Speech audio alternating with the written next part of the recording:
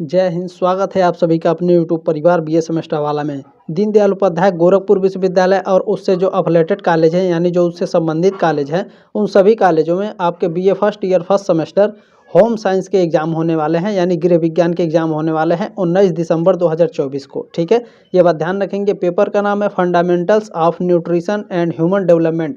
2022-23 का ये question paper है। पहले आप लोगों का होम साइंस का 2 पेपर होता था, ठीक है, लेकिन इस बार आपका होम साइंस का 1 पेपर होगा। ये बात आप लोग ध्यान रखेंगे, ठीक है। पेपर कोड है HSC 101F। ठीक है, चले क्लास को स्टार्ट करते हैं। बाकी मैंने सारी चीज़ें आप लोगों को बता दी है, ठीक है। एक बार और आप लोग अपना क्वेश्चन पेपर देख लीजिए। बीए फर्स्ट सेमेस्टर एग्जामिनेशन 2022-23 का क्वेश्चन पेपर है, होम साइंस यानी गृह विज्ञान। पेपर का नाम है fundamentals of nutrition and human development. ठीक है, चले इसमें पहला प्रश्न आपका क्या पूछा गया है। दुग्ध प्रोटीन को पचाने वाला एंजाइम है, यानी दूध में जो प्रोटीन पाया जाता है इसको पचाने वाला एंजाइम कौन सा है। रेनिन है। सी ऑप्शन आपका राइट है, ठीक है। तो एक प्रश्न और यहाँ पर आपका पूछा जाता है कि दूध में कौन सा प्रोटीन पाया जाता है। दूध में आपका केसिन नाम का प्रोटीन पाया जाता है। कौन सा? केसिन नाम की प्रोटीन आपकी दूध में पाई जाती है, और इसी केसिन को पचाता कौन है। रेनिन पचाता है, ठीक है। ये बात आप लोग ध्यान रखेंगे। सी ऑप्शन आपका इसमें करेक्ट है, यानी दुग्ध प्रोटीन को कौन पचाने वाला एंजाइम है। रेनिन है, ठीक है। दूध में कौन सा एंजाइम पाया जाता है, दूध में कौन सा प्रोटीन पाया जाता है। केसिन पाया जाता है। ये कॉमन क्वेश्चन है, आपके एग्जाम में पूछा जाता है, ध्यान रखिएगा। दूध में कौन सा प्रोटीन पाया जाता है। केसिन। केसिन को पचाता कौन है। रेनिन। चले एक बार जो डिस्क्रिप्शन बॉक्स में प्लेलिस्ट का लिंक दिया है उसमें ज़रूर आप लोग विजिट करिएगा। आपका मैंने 4 महीने पहले से ही क्लासेस करा के रखे हैं, ठीक है। तो सारे क्लासेस को आप लोग अटेंड कर लीजिएगा। मैंने सारे क्लासेस आपके पूरा करा दिए हैं, ठीक है। ये बात ध्यान रखेंगे। आपका पूरा सिलेबस MCQ क्वेश्चंस का मैंने कंप्लीट करा दिया, ठीक है। बहुत सारे क्वेश्चंस, बहुत सारे आपके जो क्लासेस हैं मैंने करा रखे हैं, ठीक है। तो ये सारे क्लासेस आप लोग ज़रूर देख लेंगे, ठीक है। चलें, ये सारे क्लासेस देख सकते हैं आप लोग, मैंने करा रखे हैं। तो इन क्लासों को ज़रूर अटेंड करना है, बिल्कुल भी स्किप नहीं करना है। 100 MCQs हैं, ठीक है। बहुत ही इंपॉर्टेंट ये सारे प्रश्न हैं, तो इन सभी को अटेंड जरूर कर लीजिएगा। डिस्क्रिप्शन बॉक्स में लिंक है प्लेलिस्ट का, जा करके सभी क्लासों को देख लीजिएगा क्वेश्चन पेपर देखने के बाद, ठीक है। चलिए इसमें दूसरा प्रश्न देखेंगे, आपको क्या पूछा गया है। अधिकतम पोषक तत्व रक्त में कहाँ से अवशोषित किए जाते हैं। तो जो पोषक तत्व होते हैं ये रक्त में कहाँ से अवशोषित होते हैं। बड़ी आंत से, मुंह से, छोटी आंत से या फिर पेट से अवशोषित होते हैं। तो जो आपका स्मॉल इंटेस्टाइन है, ठीक है, छोटी आंत होता है, यहाँ से अधिकतम पोषक तत्व आपके अवशोषित किए जाते हैं रक्त से, ठीक है। सी ऑप्शन आपका इसमें करेक्ट है। अगला क्वेश्चन देखिएगा, तीसरा नंबर प्रश्न आपको क्या पूछा है। लार में एमाइलेज कार्बोहाइड्रेट के में टूटने की शुरुआत करते हैं। यहाँ खाली स्थान आपको भरना है, ठीक है। लार में एमाइलेज कार्बोहाइड्रेट के जो साधारण शर्करा होती है, सिंपल शुगर्स होते हैं, इसको टूटने की शुरुआत करते हैं लार में, ठीक है। यानी लार में एमाइलेज कार्बोहाइड्रेट के साधारण शर्करा में टूटने की शुरुआत करते हैं। डी ऑप्शन आपका राइट है तीसरे का।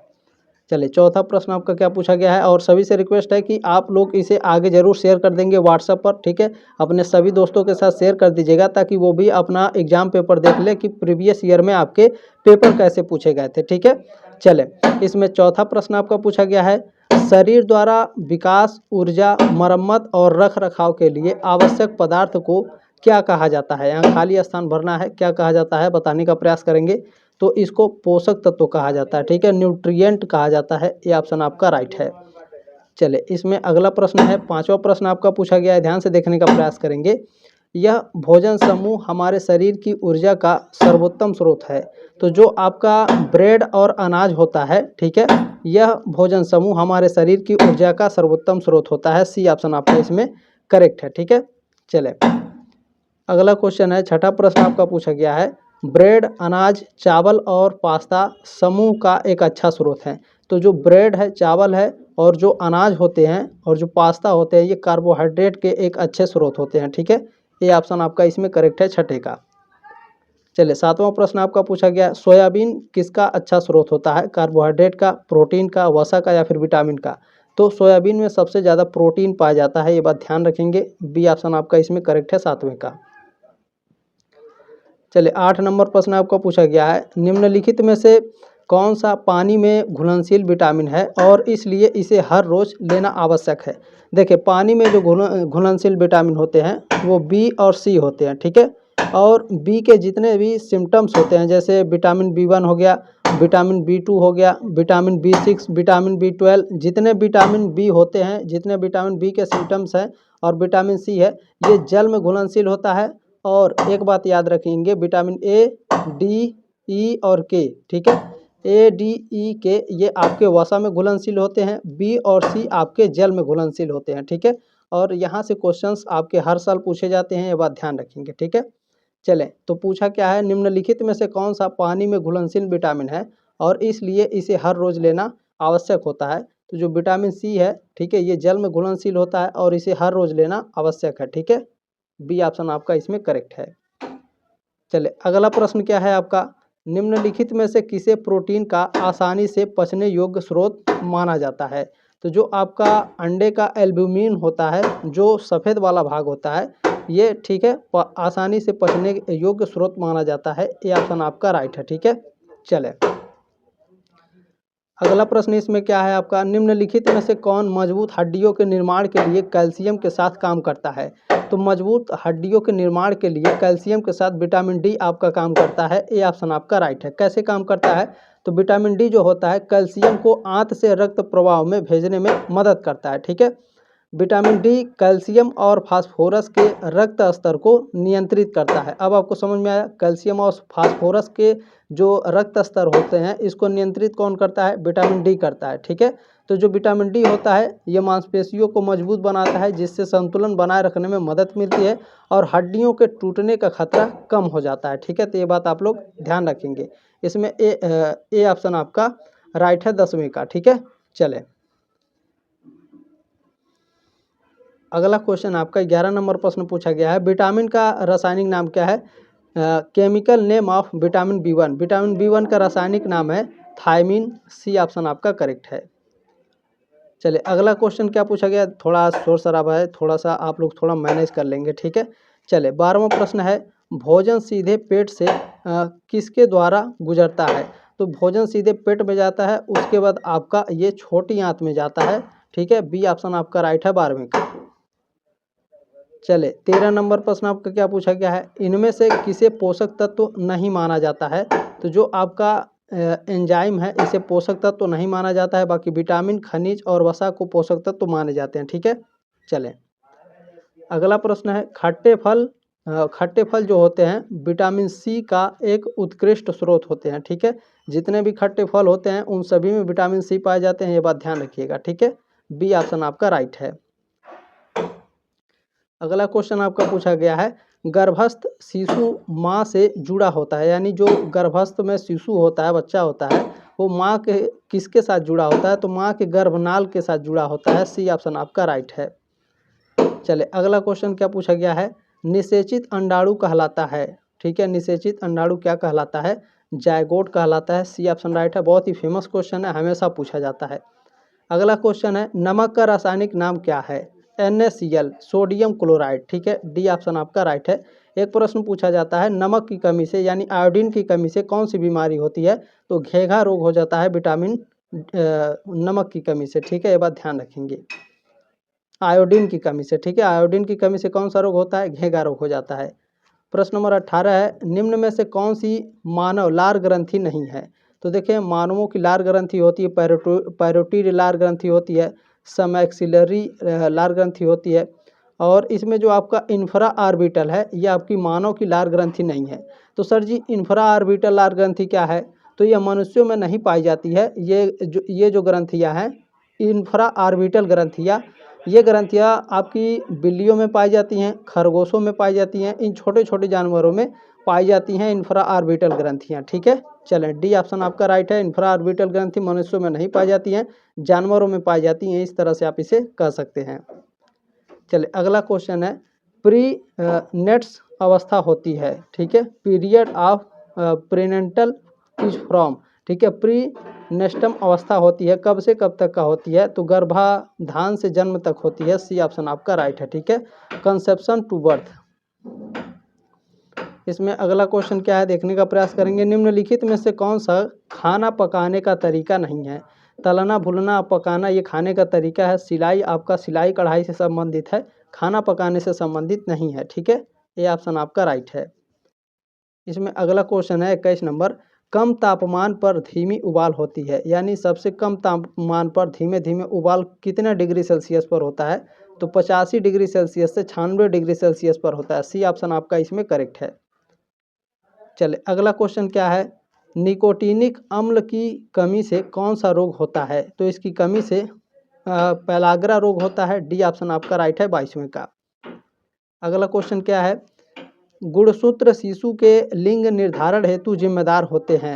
एक्स और वाई, ठीक है, एक्स और वाई दोनों गुणसूत्र शिशु के लिंग के निर्धारण के लिए जिम्मेदार होते हैं। कि लड़का होगा कि लड़की होगा, ये एक्स वाई आपके निर्धारण करते हैं। ठीक है, ध्यान रखेंगे। इसमें सी ऑप्शन आपका करेक्ट है, ए और बी दोनों राइट हैं। अगला क्वेश्चन क्या है आपका। पाचन के बाद प्रोटीन किस में परिवर्तित होता है? यानी जो भोजन का पाचन हो जाता है, तो भोजन के पाचन के बाद उसमें जो प्रोटीन होते हैं वो किस में कन्वर्ट हो जाते हैं? तो ये आपके अमीनो एसिड में कन्वर्ट हो जाते हैं। ठीक है, अमीनो अम्ल में। डी ऑप्शन आपका राइट है 24 का। चले अगला क्वेश्चन क्या है। दूध, पनीर और दही समूह के लिए महत्वपूर्ण है। किस समूह के लिए महत्वपूर्ण है? मजबूत हड्डियों के लिए, दांत के लिए, मांसपेशियों के लिए, या इन सभी के लिए? तो देखिए मांसपेशियों के लिए भी आवश्यक है, दांतों के लिए भी और मजबूत हड्डियों के लिए भी। ठीक है, डी ऑप्शन आपका राइट है प्रश्न नंबर 25 का। प्रश्न नंबर 26 आपके पूछा गया है। छिलके वाली सब्जियों को धोने से कौन सा विटामिन निकल जाता है? तो ध्यान रखेंगे, जब भी आप सब्जियों को छिल करके धोएंगे तो उसमें से जो विटामिन सी होते हैं वो निकल जाते हैं। सी ऑप्शन आपका इसमें करेक्ट है। तो हमेशा याद रखेंगे, कभी भी सब्जियों को काट करके नहीं धोना चाहिए, धो करके काटना चाहिए। ठीक है, चले 27 नंबर प्रश्न क्या है। निम्नलिखित में से कौन मजबूत हड्डियों के निर्माण के लिए कैल्शियम के साथ काम करता है? तो यही प्रश्न दोहरा दिया है, ध्यान रखेंगे, विटामिन डी। ठीक है, ए ऑप्शन आपका राइट है। चले 28 नंबर प्रश्न क्या है आपका। विटामिन सी का रासायनिक नाम क्या है? विटामिन सी का, अच्छा, जितने भी विटामिन के नाम है सभी को याद करके जाइएगा। यहाँ से 100% गारंटी के साथ आपके एग्जाम में प्रश्न पूछे जाते हैं। ठीक है, तो विटामिन सी का रासायनिक नाम है एस्कॉर्बिक अम्ल। डी ऑप्शन आपका राइट है। ठीक है, एस्कॉर्बिक एसिड। अगला क्वेश्चन आपका 29 नंबर। इनमें से कौन सी सब्जी एक फूल है जो हम खाते हैं? तो देखें, इसमें जो आपका ब्रोकोली है ये एक फूल है जिसे हम खाते हैं। जैसे एक होता है सफ़ेद वाला गोभी और एक होता है हरा वाला गोभी, तो हरे वाले गोभी को ब्रोकोली कहते हैं। ठीक है, तो ये बात ध्यान रखिएगा। कभी आप लोग भी घर पर लाइए और इसे बना करके टेस्ट कीजिए। बनाया कैसे जाता है हरे वाले गोभी को, तो यूट्यूब पर सर्च करके देख लीजिएगा। ठीक है, तो सफ़ेद वाला गोभी सबने खाया है, तो एक बार हरा वाला गोभी भी आप लोग बना करके देखेंगे। ठीक है, चले अगला क्वेश्चन क्या है आपका। कौन सी सब्जी पत्ते से बनी होती है जिसे हम खाते हैं? हरी बीन्स, टमाटर, आलू या पालक? पालक क्या है, पत्ते से बनी होती है जिसे हम खाते हैं, और पालक में सबसे ज़्यादा आयरन पाया जाता है, ये भी आप लोग ध्यान में रखिएगा। ठीक है, चलें। अच्छा, एक प्रश्न और पूछा जाता है। 1 ग्राम प्रोटीन में कितना ग्राम कैलोरी होता है? ठीक है, 1 ग्राम प्रोटीन में कितना कैलोरी होता है? तो ये आप लोग कमेंट करके बताइएगा, और 100% गारंटी के साथ ये प्रश्न आएगा, ध्यान रखिएगा, पूछा जाएगा। अगला प्रश्न है, विकास का अर्थ है, विकास का अर्थ होता है गुणात्मक परिवर्तन। ठीक है, ये ऑप्शन आपका राइट है 31 का। चलिए अगला क्वेश्चन है, कौन सा मानव विकास का प्रमुख क्षेत्र नहीं है? मानव विकास का प्रमुख क्षेत्र नहीं है इंडस्ट्रियल डेवलपमेंट, औद्योगिक विकास मानव विकास का प्रमुख क्षेत्र नहीं है। डी ऑप्शन आपका इसमें करेक्ट है। चलिए अगला क्वेश्चन है, जब परिपक्वता और अनुभव के कारण मनुष्य में क्रमिक और प्रगतिशील परिवर्तन होता है तो उसे कहते हैं विकास, कहते हैं डेवलपमेंट। बी ऑप्शन आपका करेक्ट है। चले आज थोड़ा शोर शराबा की वजह से आज मैं इसके लिए माफ़ी चाहता हूँ। ठीक है, चले कोई बात नहीं है, आप लोगों का एग्जाम है तो इतना थोड़ा सहना पड़ेगा। निम्नलिखित में से कौन सी प्रारंभिक बाल्यावस्था की विशेषता नहीं है? प्ले एज, ठीक है, खेलने की उम्र जो होती है वो प्रारंभिक बाल्यावस्था की विशेषता नहीं होती है। प्रारंभिक पूछा है तो ये बात ध्यान रखिएगा, खेलने की उम्र नहीं होगी। डी ऑप्शन आपका राइट है। चले अगला क्वेश्चन देखिएगा क्या पूछा गया है 35 नंबर। कौन सी अवस्था शारीरिक वृद्धि की अंतिम अवस्था कहलाती है? तो जो आपका किशोरावस्था होता है ये आपके शरीर की अंतिम, ठीक है, ये शरीर की अंतिम अवस्था होती है, वृद्धि की। सी ऑप्शन आपका इसमें करेक्ट है। चलिए अगला क्वेश्चन क्या है, प्रारंभिक बचपन का आयु समय क्या है। प्रारंभिक बचपन का आयु समूह क्या है, यानी कितने साल का होता है प्रारंभिक बचपन। तो जो प्रारंभिक बचपन होता है 2 से 6 साल का होता है। सी ऑप्शन आपका करेक्ट है। अगला क्वेश्चन क्या है, गर्भावस्था होती है, गर्भावस्था 280 दिनों की होती है। बी ऑप्शन आपका राइट है। ये कॉमन क्वेश्चन है, लगभग हर साल ये पूछा जाता है, ठीक है। चले अगला क्वेश्चन है, बच्चों की वृद्धि और विकास में शामिल है। बच्चों की वृद्धि और विकास में मात्रात्मक और गुणात्मक दोनों परिवर्तन शामिल होते हैं। सी ऑप्शन आपका राइट है। चले अगला क्वेश्चन है, परिपक्वता है, परिपक्वता क्या है। तो जैविक प्रक्रिया होता है, ठीक है, बायोलॉजिकल प्रोसेस होता है परिपक्वता, ठीक है। डी ऑप्शन आपका राइट है 39 का। आपने जो प्यार और सपोर्ट दिया है इसके लिए बहुत बहुत धन्यवाद। इसी तरह से मैं आपको सेकेंड, थर्ड, फोर्थ, फिफ्थ और सिक्स सेमेस्टर में भी बहुत ही ज़बरदस्त तरीके से पढ़ाऊंगा और हमेशा आपको डीडीयू के जितने भी प्रीवियस ईयर में एग्जाम हो चुके हैं वो सब मैं आपके लिए प्रोवाइड कराऊंगा, ठीक है। चलिए ये लास्ट प्रश्न है, ध्यान से देखने का प्रयास करेंगे। बच्चों के पूर्ण विकास की प्रकृति है, बच्चों के पूर्ण विकास की प्रकृति कैसी होती है। तो ये साइकोलॉजिकल होती है, ठीक है, साइकोलॉजिकल होती है, मनो शारीरिक होती है। सी ऑप्शन आपका राइट है प्रश्न नंबर 40 का। जल्दी मिलते हैं आपके नेक्स्ट क्लास में, तब तक के लिए जय हिंद, वंदे मातरम।